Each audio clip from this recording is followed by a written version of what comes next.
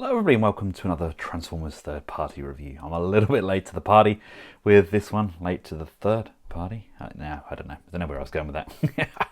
This is of course Iron Factory's take on Scourge the Tracker and his sweeps.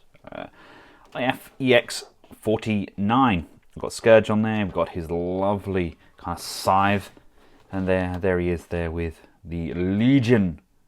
So let's crack him open. And there we have him. Scourge. I love that they actively encourage you to mod these up and get them all different, chop and change. Before we take a look at Scourge himself, let's take a look at some of the accessories that we get. We get a baggie filled with the white hands.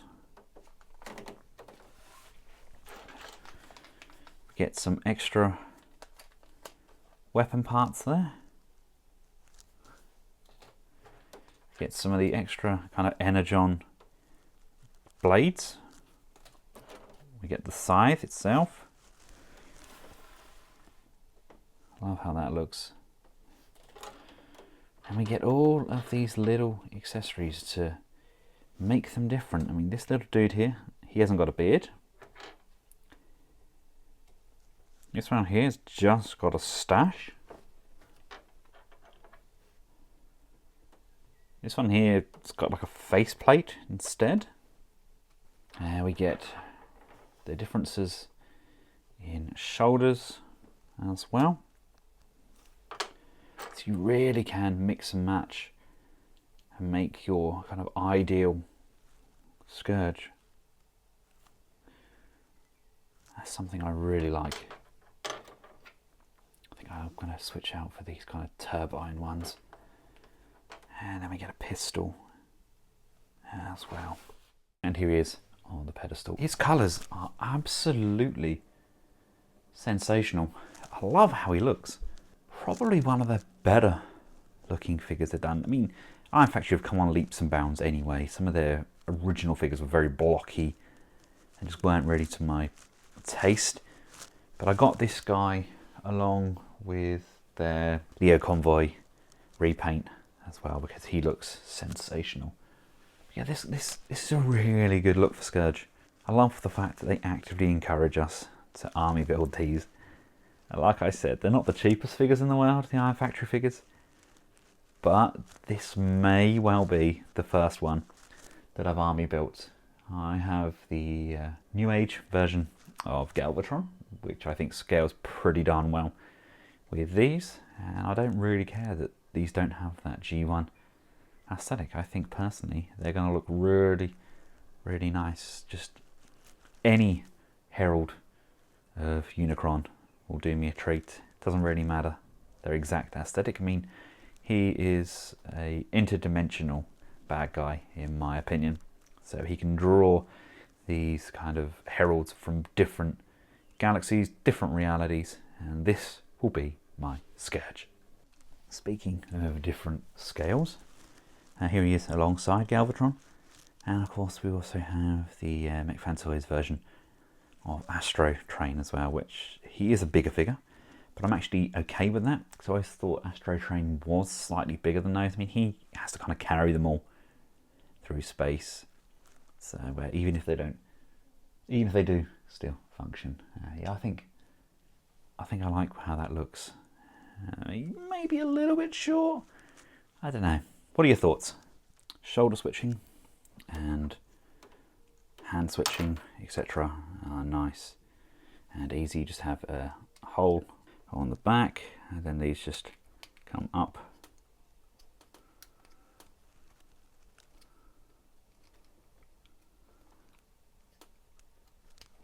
And over the shoulders like so.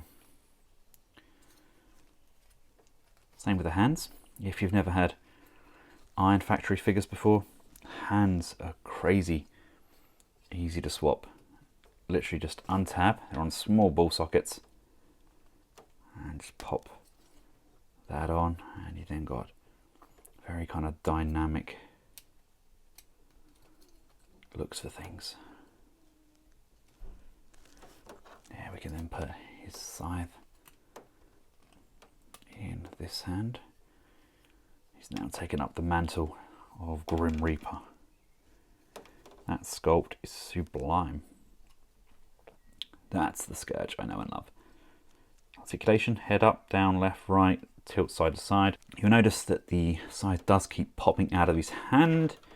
Slightest motion on this does knock it down. You have to kind of really slide it up to the thumb. He's kind of square in that groove to get it to stay in there. But we've got a rotation, we've got some pivot up there, upper bicep rotation, we've got a bend on the elbow, rotation on those wrists, waist rotation, abdominal crunch. That's sublime, especially on a figure of this size. Legs forwards, backwards, out to the side, upper thigh rotation, nice bend on the knee, and we've got pivot on those feet as well as tilt side to side, and we even have some left and right rotation. And then we've got the motion of the commotion on those back hinges as well. Oh, he just looks divine, doesn't he? I'm just really regretting not ordering more of these. I should have just got more there and then, so I had a job lot of sweeps. And just to give you an idea of the other variations for these weapons, we get a kind of a holster full of these. You can just have them as daggers, as kind of knives, and this could be like a bow, I guess. We get various different ones, but we only get 3 loose ones, and then we get the scythe already attached as well. Now in terms of transformation, now I'm going to see if I can transform him up with these added accessories on, because there's nothing worse than having optional accessories and then none of them can actually be kept on for the transformation. So you see there, I've hunched his shoulders right up, I've turned his fists backwards. His head also needs to rotate, so it's facing the back. This back section here is hinged. That's a really tight hinge.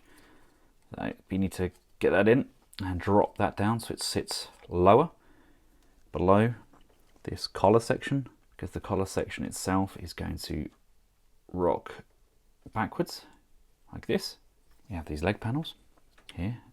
Oh, need some nails to get these out. These are stiff old panels. These come out to the side like so, come around